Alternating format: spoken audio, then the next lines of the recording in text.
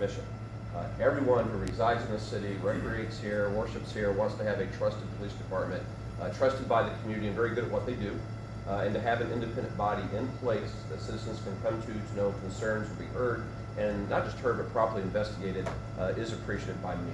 And we want everyone, when they know an officer arrives at their call, is present in their neighborhood, is someone that is held to the highest standards, not only to get into the profession and this organization, but to be retained there. So it was Mr. Chairman arriving to say thank you, and then obviously to answer any questions that you all may have. If I may have a point of liberty, you had one question that was asked by one of your callers regarding, as you know, Police Officers Standards and Training Council does track the dismissal of officers across the state. They also track the individual resigned while under investigation or resigned or retired in lieu of a termination. I just want to get a clarification of that point and to answer the caller's question, if I may, of how many people are retained on the police department that may have been in that classification with another agency.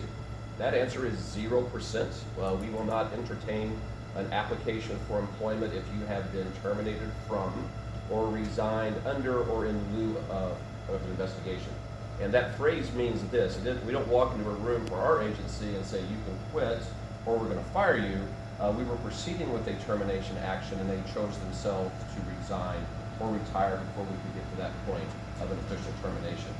It's very important that this mechanism is in place in the state of Georgia. We want to be very cautious of nomad officers that may move from one organization to the next, that may have exhibited behavior or indications that they cannot be trusted to carry out the duties of a police officer. So we follow that very closely, and we do report that to the state of Georgia under the appropriate manner. So I know that was an important question by one of your callers. I wanted to take that opportunity to answer that.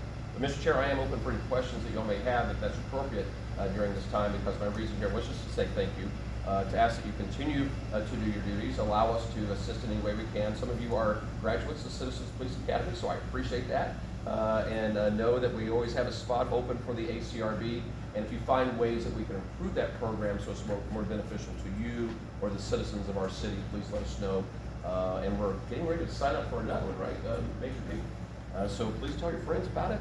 Please come and join us. And I do want to acknowledge Major Peak and all the good men and women over at the Office of Professional Standards for the work that they do as well.